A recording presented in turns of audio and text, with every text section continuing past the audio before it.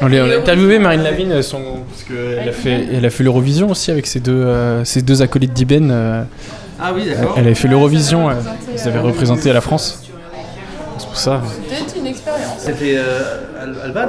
Ouais, c'est ça, ouais. Je l'ai invité sur mon album de 2022 en fait. Ah oui. Alban. Mais en fait, je savais pas qu'il allait faire. Et mon disque est sorti au moment où il passait à l'Eurovision. J'ai eu le titre sur lequel je l'avais invité qui explosait. Ah ouais. Ouais, la vache. Oui, parce que du coup sur les recherches. Bah oui, c'est en duo Alban et Jean-Charles. Ouais, c'est sûr. Non, mais Ok. Non, c'est vrai. ouais, bah maintenant là c'est bon, Ah ouais, on a d'accord. fini, là ils ont fini les trucs, maintenant nous on fait ce qu'on veut. Ok. Je vais juste faire un clap. C'est à toi ou c'est à moi? Et c'est à toi ou c'est à moi de faire après? C'est toi qui introduis. C'est quoi? Ouais. Tu sais, j'ai bugué là. Ah oui.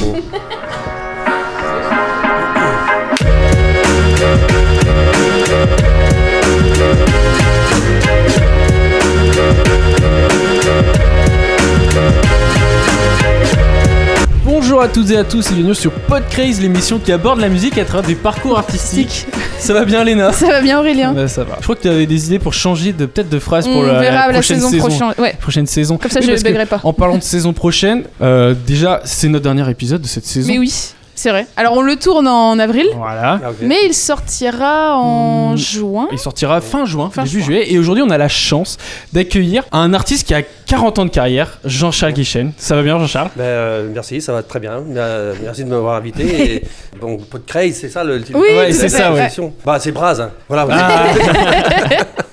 Ça va bien? En ce moment, une sortie d'album il n'y a pas longtemps. C'est ça, ouais, je suis en Toujours promo. les dates Fest-Noz en ce moment. Toujours.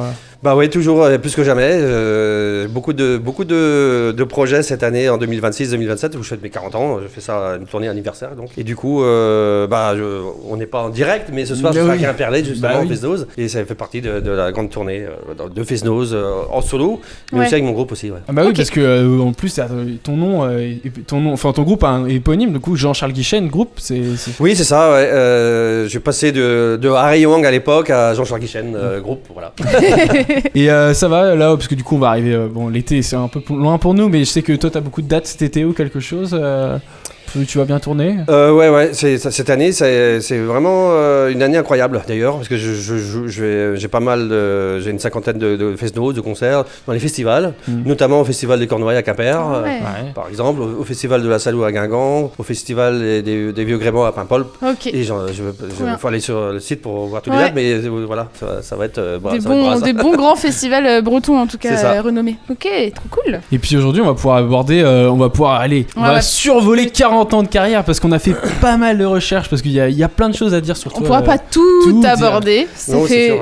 Mais on va essayer aujourd'hui, de on va parler repasser. guitare On aujourd'hui. va parler guitare, ça On va c'est sûr. parler guitare aujourd'hui parce que c'est comme ton instrument. Comment ça a commencé finalement cette histoire d'amour avec la guitare? Bah, c'est le Père Noël qui est passé par là en 1900. J'ai commencé la guitare en 1976, donc ça fait 50 Ok. ans. 50 ans. Ouais.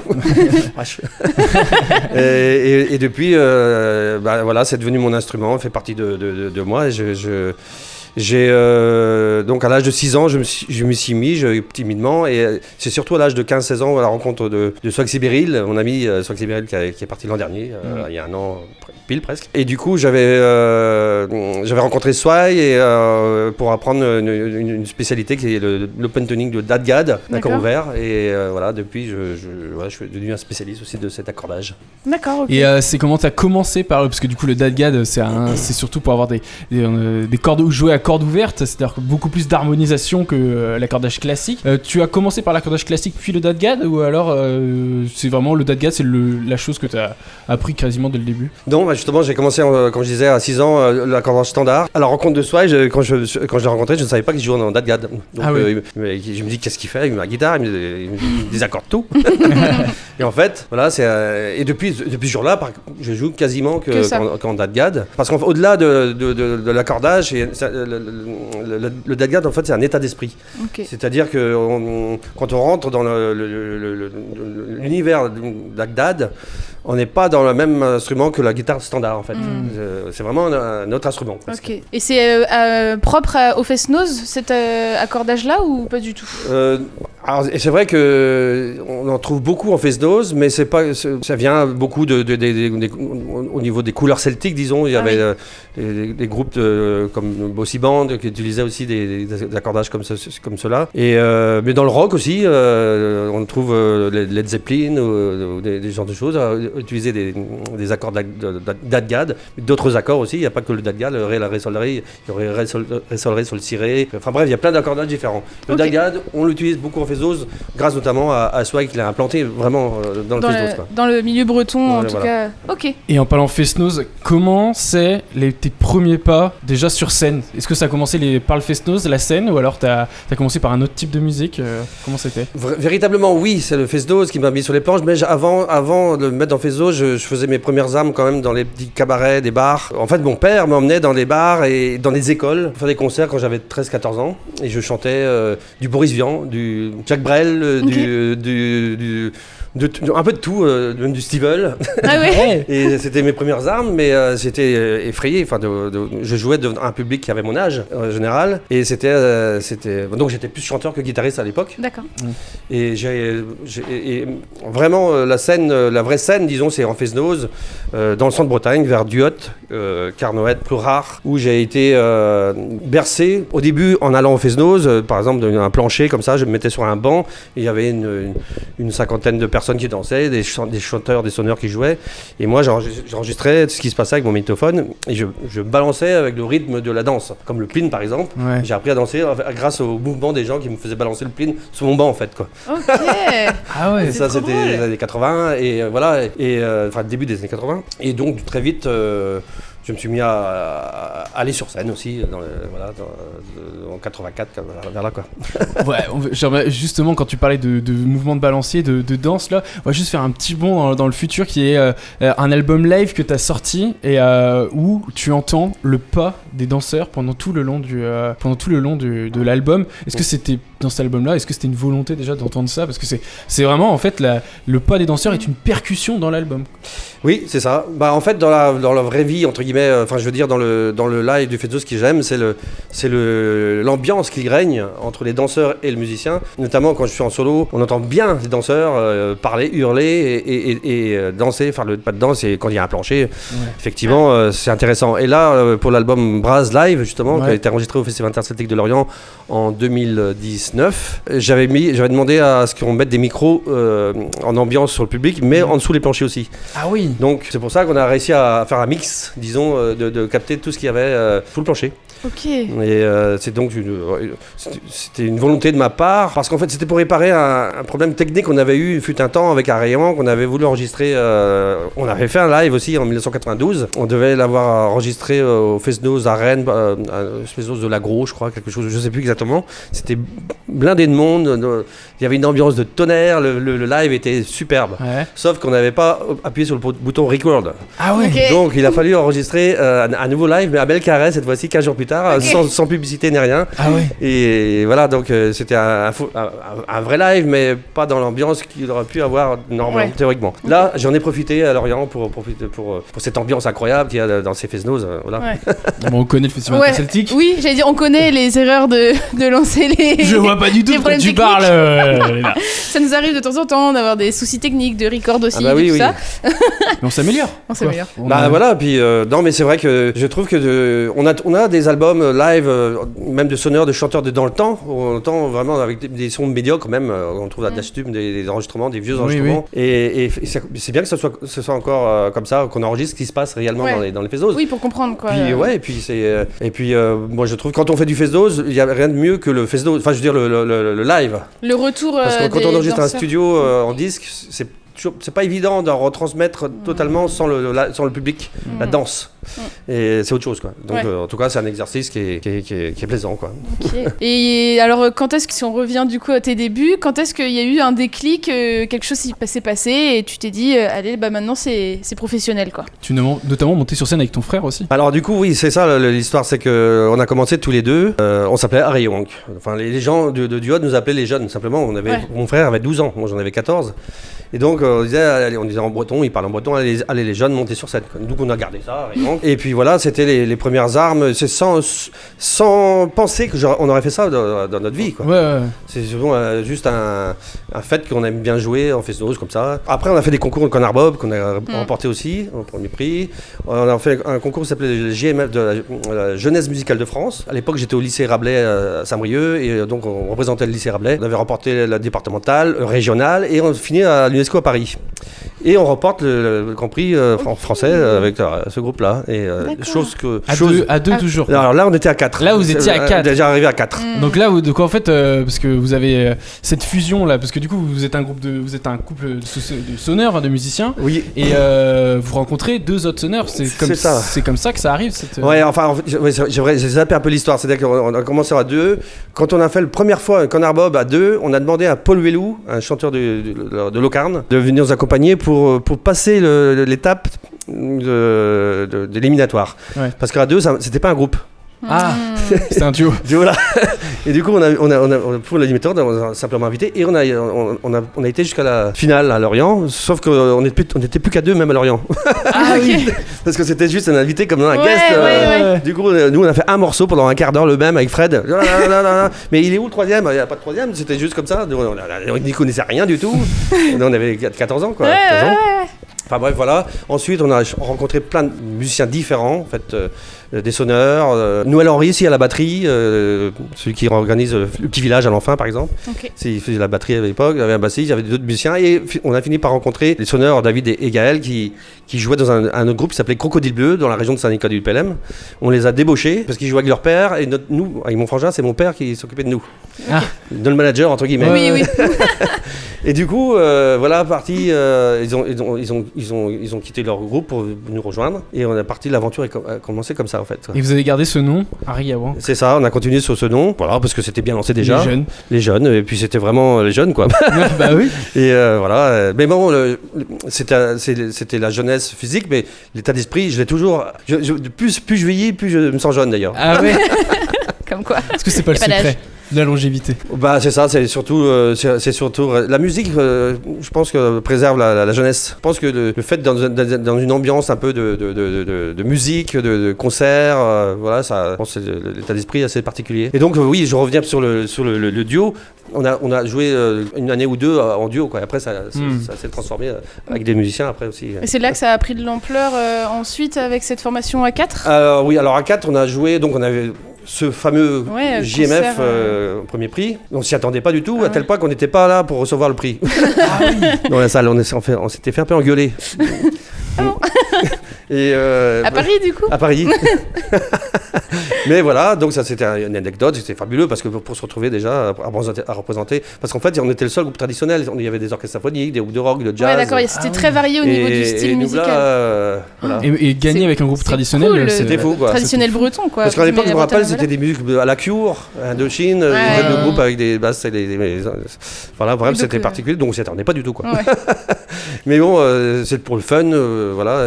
Et puis voilà, après il y a eu d'autres étapes où on a rencontré le bassiste Stéphane De Vito qui nous a rejoint. Et là, qui lui ne vient pas du tout du monde de traditionnel. Lui.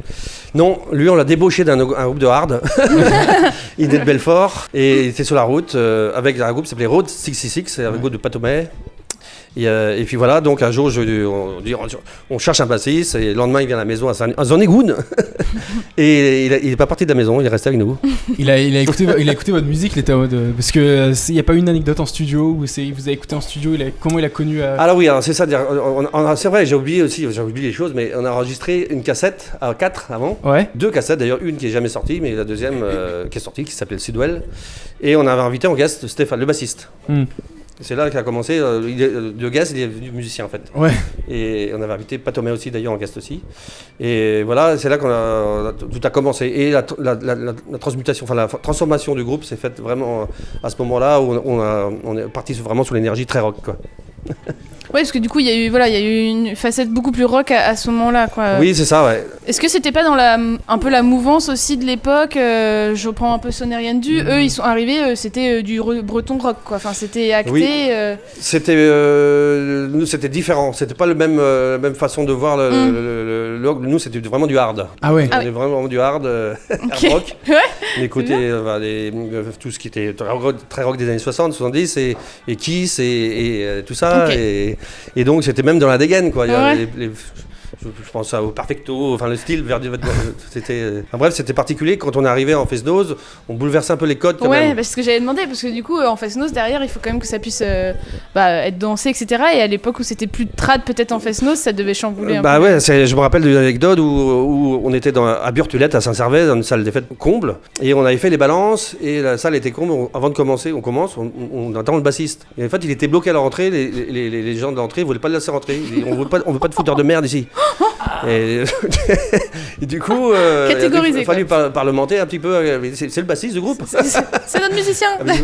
La dégaine n'était pas. C'était pas. On a vu des photos avec beaucoup de cheveux. Il y a eu ça aussi. Ouais.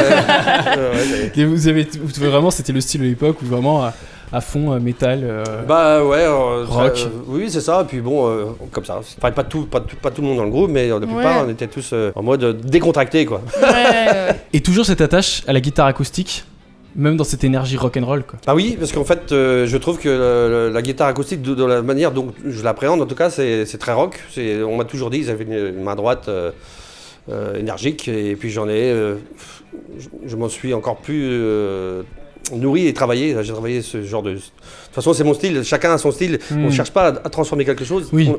on joue comme on le sent, quoi. Et moi, je suis très speed de base. Je fais de la peinture aussi, et quand je peins de la même manière que je joue de la guitare, très énergique. Ah oui. Il ne faut pas être à côté de moi, il y a de partout. Et la musique, c'est ça, quoi. Donc, mais l'acoustique, la guitare acoustique, c'est un instrument, la folk, c'est un instrument universel, quoi. On peut le jouer dans tous les styles, quoi. Donc, voilà. Et moi, le problème, c'est que j'ai tellement de puissance dans la main droite qu'une guitare électrique, je plie les cordes, quoi. Ok. Il me faut comme je dis souvent, c'est pas des cordes, il me faut, c'est des câbles. Tellement je tape dessus, quoi. Il les doit. Il y a eu volonté après de revenir à quelque chose de plus solo, notamment sur ton nouvel album. Alors même avant ça aussi. Ouais, parce que du coup, à un moment, vous avez décidé d'arrêter ce groupe.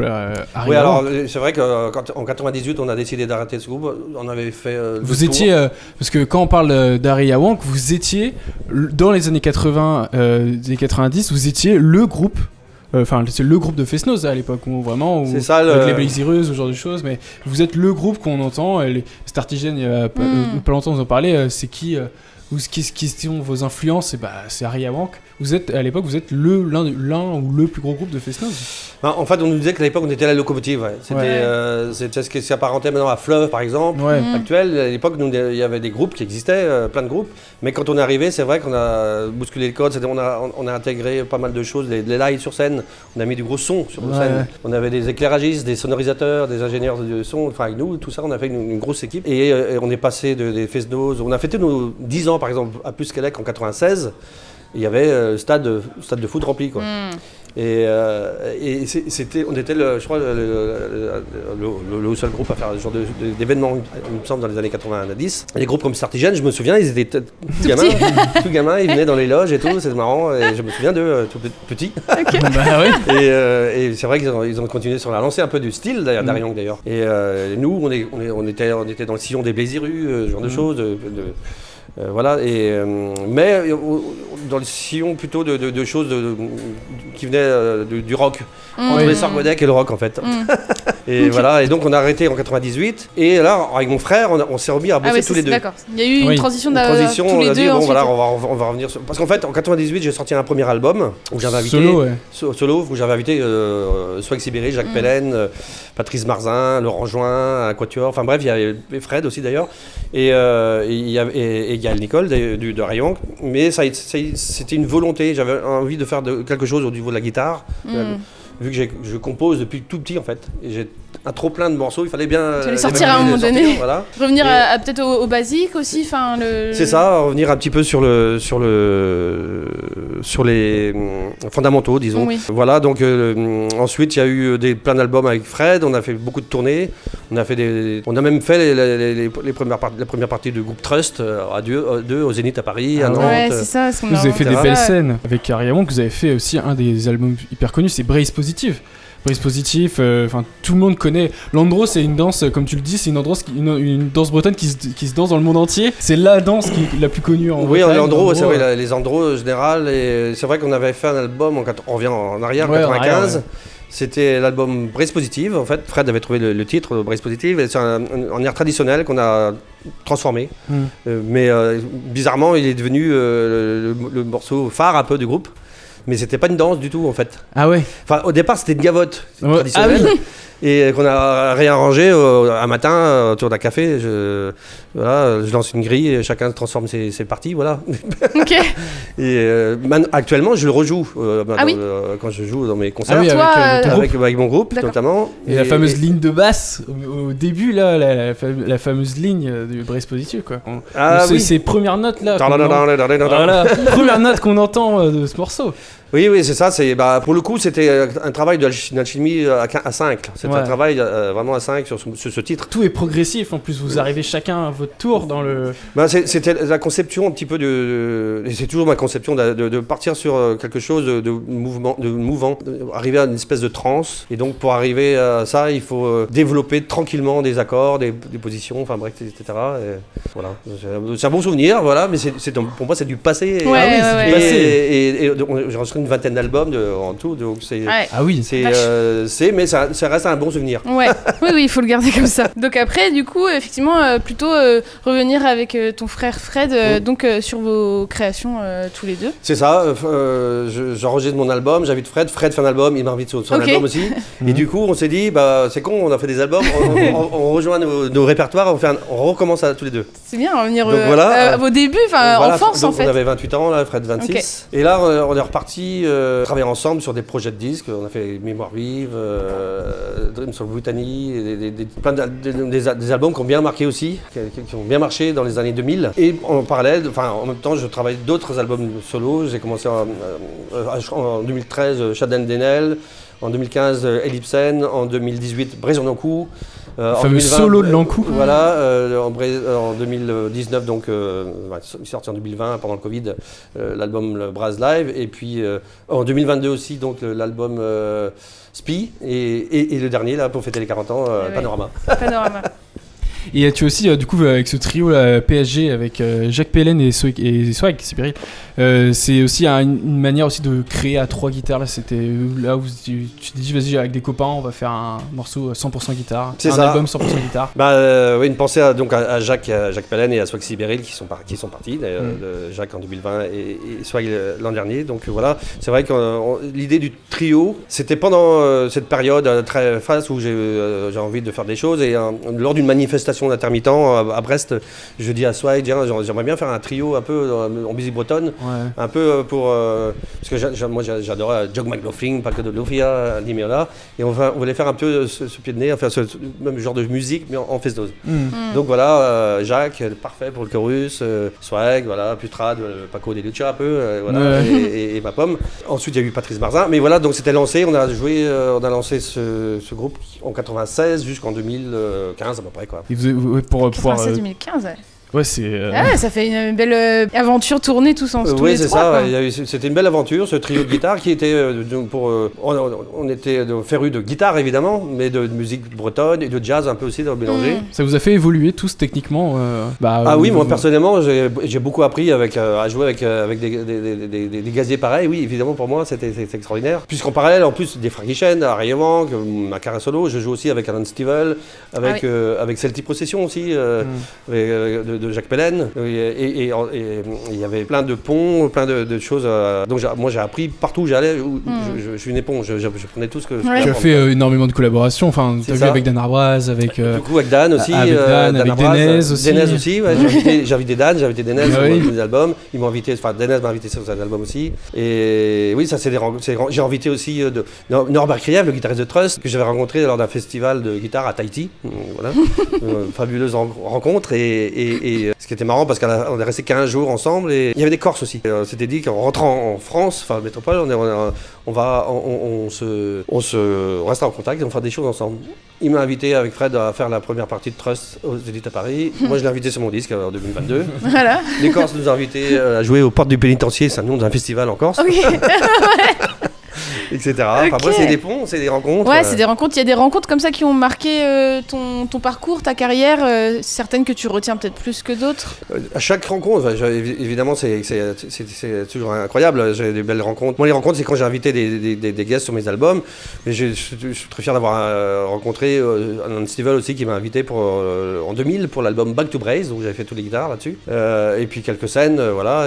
Et puis, des rencontres. Norbert Krief de Trust, c'est quand même assez incroyable de se retrouver avec Trust, quoi. Ouais. Bah oui. Mais en même temps, ça nous ressemble. Ça me ressemble d'avoir ces contacts-là entre, comme disait les frères Morvan ou créer Norbert. du lien, en fait. Ce qu'on appelle à la base vallon d'un entremetteur. J'aime bien faire des ponts comme ça entre le rock, en tout cas. Il y en a qui sont très forts pour les musiques de l'Est. Ouais.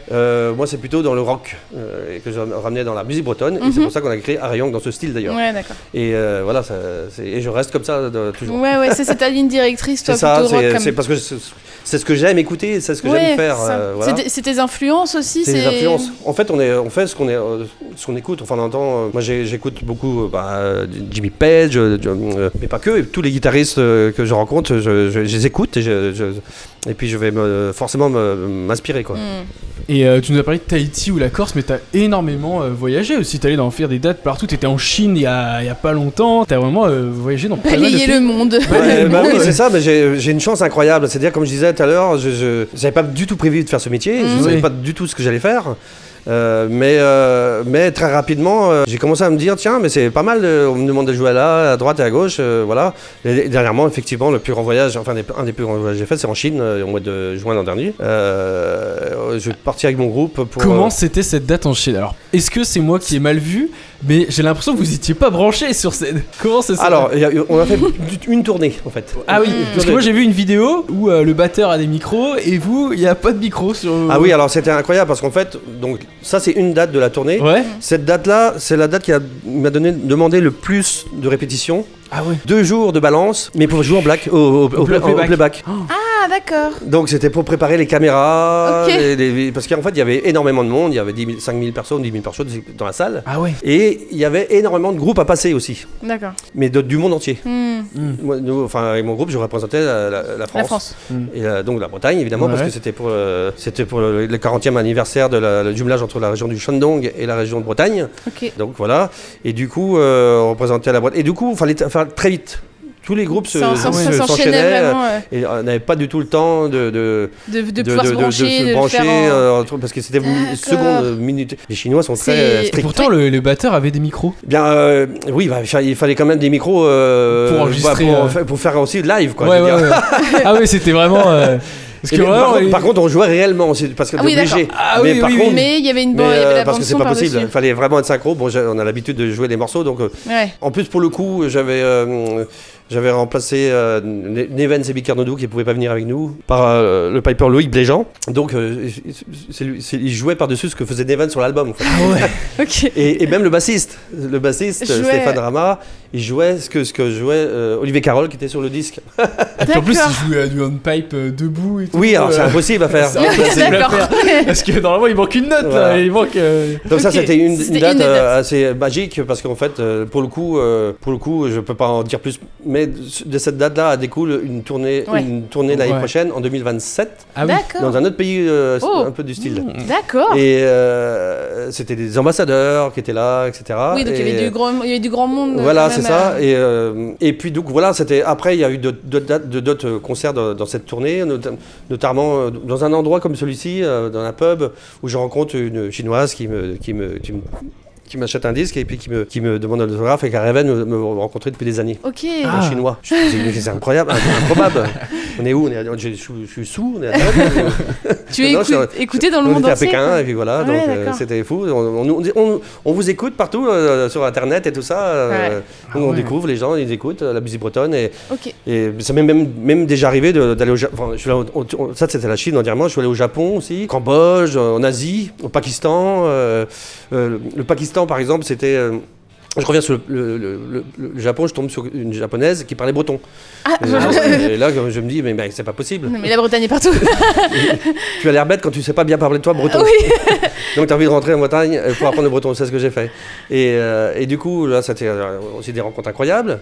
Ouais. Au Pakistan, avec mon frère, on tourne pour remplacer la chanteuse Zazie.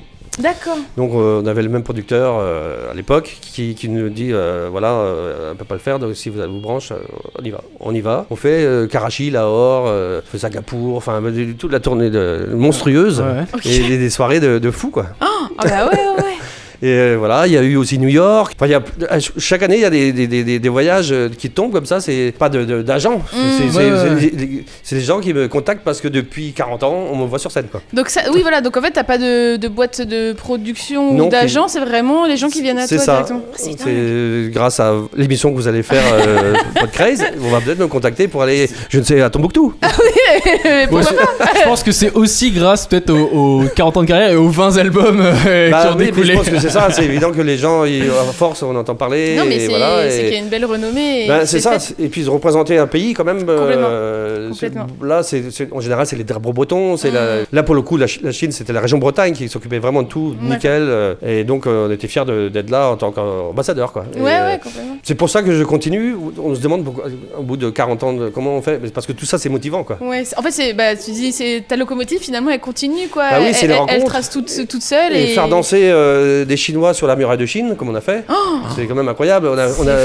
J'ai enregistré un morceau, le Brogo, Zadou, sur l'album Brass Live, où j'avais invité Claire Mocard, la chanteuse, à venir chanter. Et donc, on avait passé cette bande sur la muraille de Chine, et on avait fait un clip là-bas, et on a invité tous les danseurs, tous les gens à danser sur la valse, sur le Brogo, sur la muraille de Chine. Donc, c'était fou avec Tristan Glorgan et Isabelle Gagan qui étaient là pour faire danser aussi.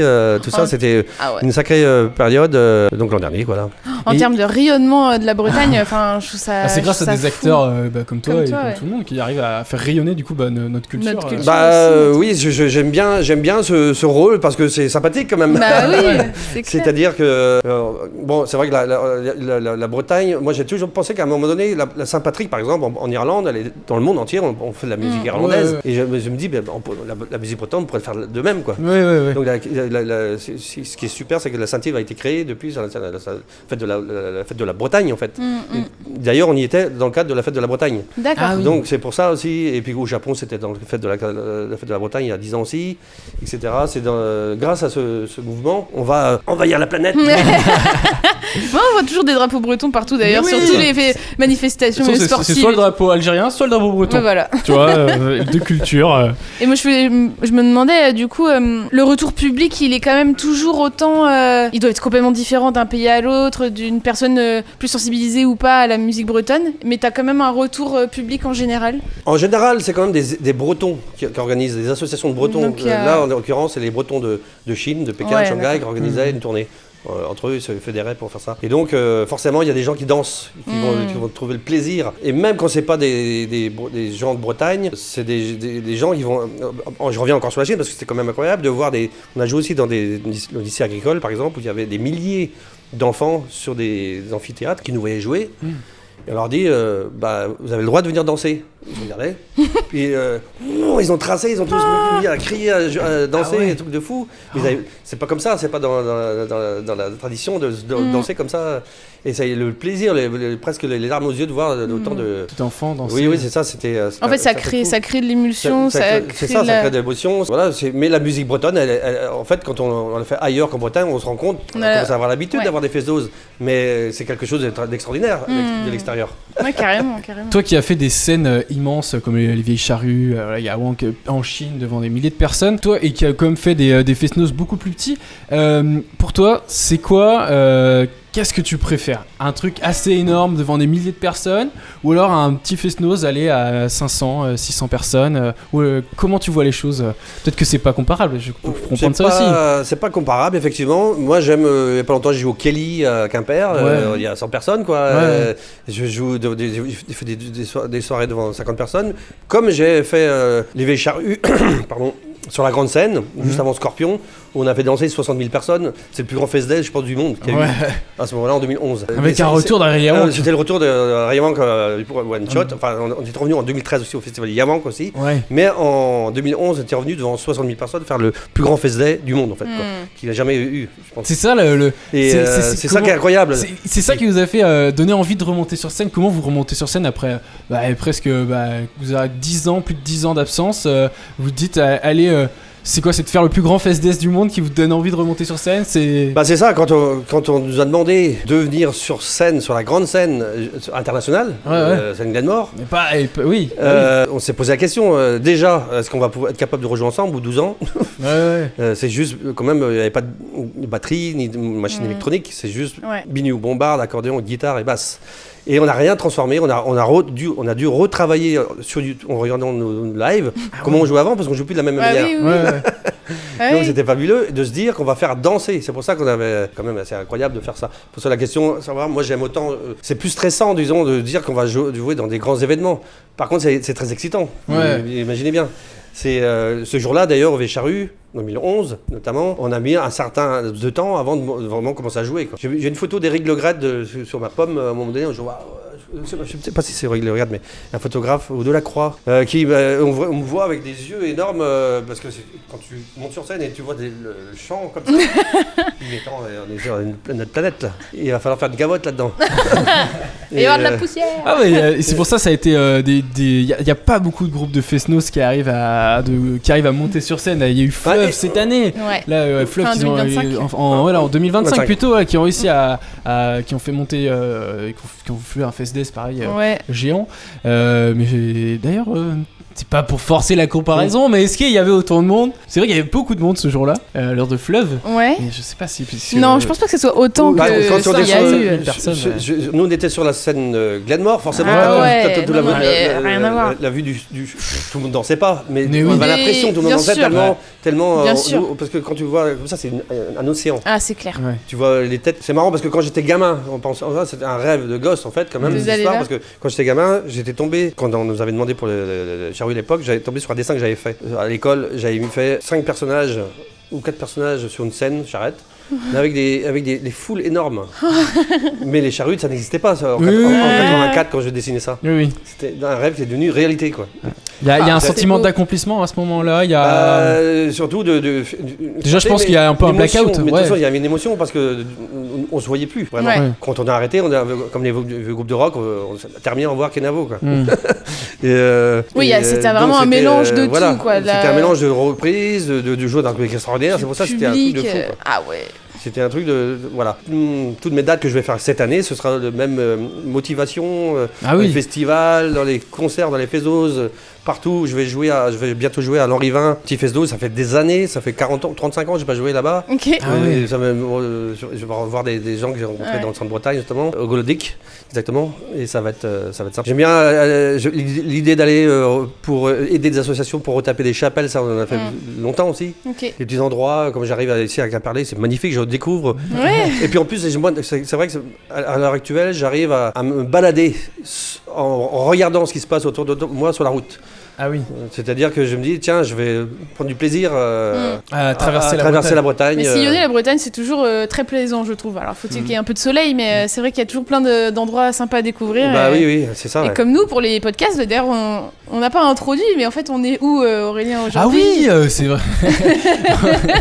Mais on en reparlera aussi en fin d'épisode. Voilà, en fin d'épisode. Mais on est chez Chouchou à Quimperlé, voilà, c'est des un pub, un bar mythique qu'on cherche pour avoir des beaux visuels autour de nous. Avec des personnes toujours très agréables aussi pour nous accueillir. Merci Chris, donc un des deux patrons, de nous accueillir aussi ici. C'est ça aussi qu'on recherche et c'est faire découvrir tout ça parce qu'on a ce lien commun. Voilà, au fur et à mesure de l'année de pouvoir faire découvrir des lieux et même tu dois jouer dans le centre Bretagne, partout en Bretagne, tu dois découvrir des communes, des endroits. Puis des gens toujours passionnés. Je rencontre souvent des... en fait, c'est ça la richesse de musiciens, disons, et de voyager dans le temps et dans la Bretagne et sur la planète. C'est la rencontre, c'est un truc de fou, quoi. C'est une chance, j'ai une chance incroyable de vivre ça, en fait. C'est de la passion, je sais pas si c'est passion, c'était juste un instrument qui me servait au départ, disons, de point de transporter mes émotions. Je transporte ma musique maintenant, et grâce à l'émotion, l'instrument, quoi. C'est l'instrument qui me permet de passer mon émotion au public, et le public revient par l'instrument pour venir de mon émotion personnelle. C'est un passeur d'émotions, quoi. C'est ça. C'est une extension de ton bras, en plus, c'est une guitare. C'est ça, toujours avec toi. C'est beau, super beau. Et puis en parlant d'extension de guitare, vraiment, tu es avec ce solo de Lankou, là, tu pars du coup en fest-noz, seul, sur scène, toi, les danseurs, face à face, et tu les fais danser, quoi. C'est vraiment ce truc-là, là. Comment tu te dis, parce que je pense qu'en Bretagne, tu dois quasiment être le seul à faire ça actuellement, d'être seul sur scène avec sa guitare pour faire danser les gens. En fest-noz, c'est vrai que c'est assez particulier, il faut oser. C'est vrai que au départ, je me suis posé la question, en fait, c'est Glenn Jégou, qui ne connaît pas Glenn Jégou, donc qui me tanne à un moment donné pour monter sur scène en solo. Il me dit, tu vas faire un solo de la mort. On se connaît, et il sait que j'aime bien le côté un peu rock'n'roll et le challenge, justement. Et du coup, je me voilà sur le scène de Festival Yaourt en 2010. Avec 2-3 morceaux préparés pour ce nouveau projet, entre guillemets. Mais voilà, et ça m'a bien plu de voir 8000 personnes danser. C'était incroyable. J'ai remis ça en 2015, au même endroit. Et enfin, le Solo Lankou a commencé donc à Rennes, au Parc des Expos, en 2010. Et depuis, on est en 2026, je tourne essentiellement le Solo Lankou, quoi. Ok. Avec même des morceaux, t'as même des morceaux assez phares en plus qui tournent vraiment, que tout le monde connaît en plus. Sur ces albums là, le Solo Lankou, avant tout d'être un projet, avant d'être c'est aussi un morceau, quoi, que tu fais tourner. Ah oui, c'est vrai, il y a un morceau qui porte ce nom là aussi, effectivement, et que tu reprends plusieurs fois à travers les albums, avec tes compositions avec d'autres groupes en solo. C'est ça. En fait, c'est un morceau qui est à l'origine que j'avais composé du temps d'arrière, que j'avais appelé Ravine. Je sais que Startigian le reprenne aussi, mais c'est un morceau que j'ai composé un matin en buvant un café. Peut-être le jouer tout à l'heure. C'est une petite balade comme ça, à Ronde-Saint-Vincent. Et au fur et à mesure du temps, donc avec Arian, on jouait, avec les frères Guichan aussi, en solo. Et là, je l'ai transformé en morceau plus dense, vraiment plus élargi, avec des nouveaux arrangements. Et voilà, c'est un morceau qui vit et qui mute avec le temps. Et voilà. Et plein d'ailleurs, mon répertoire de fest-noz, je reprends des vieux morceaux, mais je mélange avec des nouveaux, etc. Et je m'amuse à faire la potion magique. Et donc aujourd'hui, on va dire, donc c'était en 2025 qu'est sorti l'album. En octobre 2025. Ce nouvel album solo, toujours. Là, par contre, il n'y a pas du tout d'invité sur ton album. C'est que toi, Panorama. Et c'est ça, Panorama, donc c'est vraiment pour une panoramique. Justement, j'ai repris 12 titres que je joue depuis 40 ans, depuis Ariwan à maintenant, que je joue en solo, au travail picking, que Swag Sibéril m'avait donc appris avec la technique d'Adgad. Émotion particulière d'ailleurs ici, parce que je suis venu l'an dernier jouer vers Quimperlé au moment du décès de Swag, le 6 avril, je crois, quelque chose comme ça. Et quand quelques jours plus tard, j'ai enregistré cet album, forcément j'avais une pensée. Et donc c'était un album que de guitare, sans invité, solo, au plus sympa pareil, un micro. On a mis le bouton record et j'ai fait les 12 titres en 24 heures. Quoi. D'accord. Mais je voulais garder, parce que on a appuyé sur le bouton, j'ai fermé les yeux et j'ai joué. Quoi. J'ai rien à retravailler. Ouais, c'est ça. Mais on le sent, c'est très sincère. C'est ça. Y a pas, comme si tu te livrais direct one shot, quoi. Il n'y a pas eu de reprise. C'est vraiment un one shot. Après, je demandais au technicien, Yannick, si je dis je vais refaire. Il me dit qu'est-ce que tu veux refaire. Je dis effectivement, je vais le laisser comme ça. Même s'il y a des choses, après chacun y voit des fautes s'ils veulent. Mais c'est l'intention que je voulais. Ouais, c'est ça. Surtout que pour le coup, par contre, c'est un album qui est différent de tous les albums que j'ai pu faire avant parce que c'est pas de la danse. Ce sont des balades. D'accord. Donc c'est vraiment des mélodies que j'ai jouées en groupe à l'époque, mais que là j'ai vraiment joué tout seul en picking, voilà, en douceur. Donc voilà, c'est un album. Puis en plus j'ai mis des photos, j'ai osé mettre des photos de mes parents, mes grands-parents, mes arrière-grands-parents en photo. J'ai fait un travail de recherche là-dessus. Et en plus le photographe qui m'a fait... Julien Crève, que j'ai rencontré en Chine, qui habite Brest, mais que j'ai rencontré en Chine, qui a fait la pochette de l'album, avec Laure Guillot qui a fait le graphisme. Voilà, et retour aux sources d'ailleurs, parce que j'ai une photo qui a été prise, les photos ont été prises à Duhot, notamment, où j'ai commencé il y a 40 ans en fait. Cet album, du coup, c'est ça qui correspond pour toi, c'est 40 ans de carrière, c'est quelque chose. Il a beaucoup d'émotions en fait dans cet album, même par rapport à Swag. C'est ça. Il est très marquant. Bah oui, je pense que c'est un album clé, je pense, dans ma discographie. Parce qu'en fait, c'est vraiment quelque chose de simple, mais différent, qui sonne. Je me permets de faire la promotion, mais j'ai sorti le vinyle, et c'est le vinyle qui transmet vraiment le son cristallin encore plus que sur le CD. Mais parce que moi, j'aime bien le côté. J'aime bien écouter la musique sur des vinyles, le soir, auprès d'un feu, ou en buvant l'apéro, tranquille. Et ça, c'est le truc parfait. Il y a des albums qui sont faits plus pour aller faire la fête, comme j'ai pu faire avant, ou plus danse, quoi. Mais là, on a envie de se poser un petit peu, réfléchir, etc. Voilà, donc c'est un album que je suis très fier de l'avoir fait, et en plus, il a l'air de fonctionner, donc je suis content. Est-ce que, on en parlait rapidement tout à l'heure en off avant de commencer l'épisode, donc tu es accompagné par France 3 Bretagne et ici Armorique et Brésil pour cet album-là. Eux te suivent aussi et t'aident sur une tournée avec cet album-ci. Alors, eux, ils sont mes partenaires. Un partenariat donc, que j'ai avec eux. Je les remercie d'ailleurs, ici Brésil. Je salue toute l'équipe, notamment Guillaume Van Musset, Baptiste Mebrook, toute la bande. Glenn Jégou, ici Armorique, notamment. Maël Le Guenec, tout ça de France 3. Enfin, il y a c'est une famille qui on se soutient. On est appelé à se rencontrer. C'est vrai que les concerts, non, pas forcément. Si, je joue bientôt à Trévarez pour Ils s'en foutent, c'est breton. C'est breton, bien sûr. En groupe ou solo? Là, ce sera en solo. Ça sera en solo. Et je jouerai dans le château. Pas sur le scène où il y aura. Parce que plus dans l'idée balade de cette. Non, c'est en fait je vais faire en général comme ce soir je joue en Fesno, ce sera pas des balades, ce sera des danses. Et selon l'audimat, le public, tu adapteras. J'adapterai. Si les gens, je les vois à travers l'apéro, peut-être que je vais pas leur dire de danser le costard droite. C'est là que tu as cette mobilité, en étant seul sur scène, de choisir ce que tu veux jouer. C'est ça. Je propose un panel de choses maintenant entre les mélodies ou les danses, et je m'adapte. Je peux m'adapter. Au château Trévarez, j'ai l'impression que ce qui va se passer, c'est plutôt festif. Oui, je pense. Donc, ça a l'air festif. Donc je pense que je vais faire danser même les artistes qui seront là en fait. C'est vraiment dans le château. Ouais, il y a vraiment du coup ça sera déjà passé pendant que ça sera sorti. Ah oui, mais c'est pas grave. Moi je pense que nous on est intéressés même par ça pour avoir. En fait, on a vu des artistes comme Gold qui sont là-bas, le gars de Quimper et de Carvel. C'est ça. Vous avez déjà vu, les auditeurs ont déjà vu l'événement passé. Peut-être qu'il y en a qui nous écoutent et qui y sont. Allez, vous avez bien aimé Jean-Charles. Vous avez mis tout le monde sur scène. C'est particulier de faire une émission avant et je passe après. Avant que ça se passe. J'ai oublié. On peut parler dans le futur. Et nous, on voudrait te savoir si tu peux donner les noms de tes groupes, et on voudrait savoir si tu peux les résumer en un mot, si c'est possible. Ariawank. Si tu peux résumer Ariawank en un mot. Jeunesse, quoi. Jeunesse. Ouais, c'est vrai. PSG. Voilà, trio, guitare, fabuleux, quoi. Fabuleuse rencontre. Et le quartet, votre quartet. En fait, c'est les frères Guichen, version A4. Qu'est-ce que je pourrais dire là, c'était tournée. Je me souviens des grosses tournées en Pologne. Ah ouais, ça, les tournées. Et donc, ton groupe actuel? Eh bien, là, c'est pour moi, c'est la Renaissance. Ok. Tu apportes, comment ça se passe pour les phases de composition là-dessus? C'est toi qui apportes les thèmes, vous bossez tous ensemble, comment ça se passe? Oui, alors c'est vrai que là c'est différent que dans les anciens groupes, c'est-à-dire que je compose tous les thèmes, je prépare tout, les arrangements, tout ça, et je propose aux musiciens, je laisse le temps le libre, en général.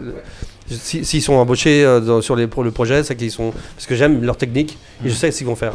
Mais dans un premier temps, c'est vrai que je vais faire le répertoire et on va s'amuser ensemble. Depuis 2013, j'ai monté ce groupe. Il a été à géométrie variable jusqu'à il y a maintenant 2-3 ans où j'ai toujours la même équipe là. Ok. Et alors, est-ce que tu te considères plus comme un musicien de groupe ou alors musicien de projet? Je sais pas comment tu vois la chose. Bonne question, je sais pas. Je suis musicien, je suis un artiste global. À une époque, on me disait que j'étais le Donald Lunny de la musique bretonne, c'est-à-dire l'arrangeur. Ok. Quand je jouais dans les groupes avant, j'étais très motivé pour les arrangements en général, pour toutes les invitations que j'ai pu avoir à droite et à gauche. Donc j'aime ça, j'aime bien arranger les choses. Alors du coup, je travaille sur moi-même. Je compose, je me prends un plaisir à composer des thèmes et je m'enregistre et j'arrange mes morceaux. Et c'est assez marrant parce que je me mets dans la pause, c'est pour savoir si c'est quelqu'un d'autre qui m'a envoyé le thème, quoi. Ok. Et voilà. Et, Tu prends ce recul-là, quoi. je prends ce recul et je prends ce plaisir. Et là, je salue d'ailleurs toute mon équipe, Claire Mocard qui est au chant et au violon, Thomas Kerbrat qui est à la batterie, Stéphane Rama à la basse, Thomas Kerbrat, j'ai dit à la batterie, Emmanuel Carvou, et Neven Sebi qui est au pipe et à la bombarde. D'accord. Et tout ce petit monde, c'est mon monde de magiciens, de corrigans qui sont là pour me soutenir. Moi, j'ai l'impression d'être un aigle, je sais pas quoi, à foot bassan sur scène avec Version eux. bretonne. J'ai vraiment une équipe de tarés qui sont des grands tueurs musicalement. Trop bien. Et amicalement, en plus, on s'entend super bien. C'est le principal pour partir en tournée. C'est principal, Ça- c'est pas forcément facile de tourner, de Ah, non, rester non. comme ça, tous ensemble. Là, donc, je suis assez fier de l'équipe, cette bande-là. ouais. J'appelle là, ce qui paraît faire des killers, quoi. si tu vois, toi, de ton parcours de jeune guitariste à aujourd'hui, qu'est-ce qui n'a jamais changé chez Jean-Charles Guichen? Qu'est-ce qui m'a changé mon état d'esprit, j'ai l'impression d'avoir 20 balais encore, je sais pas, je reste très jeune dans ma tête. Et toujours aussi, j'ai toujours envie à l'époque on disait on va péter la planète, on va péter, dans le sens où on va aller On va tout casser, quoi. on va tout casser, quoi. Ouais. Je suis toujours dans cette mouvance. J'ai envie d'aller encore m'amuser, faire que le monde s'amuse et quand on voit ce qui se passe dans les actualités, voilà, moi ça me, j'ai envie de dire, on est là pour très très très rapidement sur Terre, en gros. Oui. Donc autant faire du bien, s'aimer, etc., danser. Voilà, je pense que la danse, la musique, c'est le bon lien, quoi. Eh ben, C'est super, parfait mais sur c'est- ces mots-là. Comment peut-on mieux finir que sur ces mots? Mais Et oui, du coup, on a une petite partie à la fin de tout. Est-ce que tu veux passer sur cette partie-là ou alors Oui, tu- oui, parce que ça fait presque 1 heure que l'on discute déjà, Jean-Charles. Ah oui, d'accord. Effectivement. Et donc, on conclut généralement nos épisodes par les recommandations des artistes. C'est-à-dire que chaque artiste qui passe sur le podcast recommande un groupe, un musicien, ou ça peut être un podcast, une radio. Et donc nous, on crée des playlists derrière avec toutes ces recommandations-là. Nous, on donne aussi nos recommandations. Ouais. Et puis voilà, on a des playlists très diverses et variées, du coup, qu'on a sur les plateformes Deezer, Spotify. Si tu as besoin de réfléchir, on peut commencer nous. Qu'est-ce que Et tu écoutes à en moins ce moment, que tu en tout as cas une recommandation du moment. En musique bretonne ou Non, pas tout ce que tu forcément. veux. C'est vraiment Qu'est-ce que tu très. écoutes en ce moment? Qu'est-ce que j'écoute? J'écoute un peu de tout. En fait, je suis en mode, je sors un vinyle, donc j'ai sorti tous mes vinyles, je réécoute tous mes vieux disques Ah ouais. des années 70, 81, voilà, toujours. Mais j'écoute aussi des choses nouvelles, comme j'aime beaucoup en Bretagne le groupe Digabest, Ah ouais. Qu'on a eu aussi. Qu'on a eu sur l'année le dernière, podcast. qui sont passés sur l'émission. qui est vraiment un groupe qui est très fort dans la musique traditionnelle. Voilà. Il y a aussi un jeune guitariste que je connais pas très bien encore, mais qui s'appelle Nolo. Gurvand, ouais. Oui, Gurvand. en fait, il se trouve que mon fiston, il est en fac de musique à Rennes, Ouais. et il l'a rencontre, et il l'a vu sur scène, et il m'a dit... Mais c'est un super gars. C'est- Voilà, franchement, apparemment, Ouais. et je l'ai vu jouer sur Internet, Ah ouais. et je dis bravo. C'est super. En parlant de guitaristes, il y a beaucoup de guitaristes en Bretagne, des super guitaristes, même jeunes, comme Liam Roudil, je sais pas si Liam Roudil, Oui, je Eki connais. Bourgo, Oui. voilà, des jeunes guitaristes comme ça. Il y en a plein d'autres. On pourrait, Oui. Mais voilà, Je pense. tu penses quoi d'ailleurs de la guitare en Bretagne actuellement, enfin aujourd'hui? Je trouve que la musique, grâce à entre autres Dan Arbraz et Swag Sibéry et Jules Le Bigot et Gilbert Le Pennec et Eric Luorzoul, des gens comme ça, on a eu des bonnes bases déjà. Moi je suis dans cette partie de musiciens, de guitaristes acoustiques qui jouent à droite et à gauche dans les groupes en tant qu'arrangeur. Et je pense que la guitare a tendance à disparaître un petit peu quand même dans les groupes. J'ai l'impression. Je vois des groupes sans guitare. Je suis pas effrayé, hein. C'est pas grave. Il y a des très bons guitaristes. On a des bons stages aussi. Moi, personnellement, j'ai animé beaucoup de stages pendant des années, et j'ai vu le nombre de guitaristes incroyables qui sont passés dans mes classes en fait. Et je les vois de temps en temps. Des jeunes, moins jeunes, sortir des projets. Là, c'est assez éclatant. J'aime bien. bien. La transmission aussi, est-ce que tu peux leur apporter? C'est ça, j'aime bien le fait d'avoir transmis, de transmettre encore, ou de transmettre ce que moi on m'a transmis. Oui, voilà. Et voilà, comme on fait pour les sonneurs, comme les chanteurs. Et il y a des très bons guitaristes et la guitare a sa place depuis les années 60-70 avec Perturbe, mais c'est vrai que c'est plus trop la mode a priori pour certains groupes. Il y en a encore. Ça reste, il y en a encore et puis. Je pense à Gwendal aussi. Oui, il y a Gwendal Prigent du groupe Show aussi qui est passé. On a même le jeune guitariste de Strack aussi, le jeune trio. Il y a encore pas mal de guitaristes en Bretagne. Moi je connais pas tous, mais il y a peut-être effectivement une recrudescence, mais je pense que ça se perdra pas dans tous les cas. Ça reste parmi les instruments. C'est tellement harmonique que ça ne se perdra pas. Ah non, c'est ça. Et puis la guitare, on l'emmène sur la plage. Voilà. Oui, c'est ça.